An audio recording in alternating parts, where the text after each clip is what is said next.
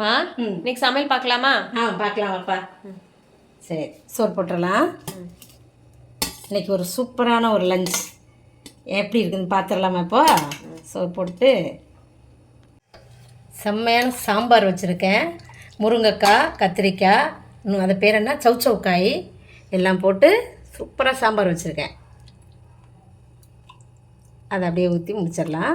இந்த சாம்பாருக்கு ஏற்ற மாதிரி மீன் வறுவல், வெள்ளைக்கிழங்கா மீன் வறுவல் நேற்று இது பண்ணோம் இல்லையா, இன்றைக்கி வறுத்தாச்சு. அதை அப்படியே சிக்கன் செஞ்சது வீடியோ எடுக்கலை, அதுக்கு பதிலாக சாம்பார் வச்சுட்டேன்.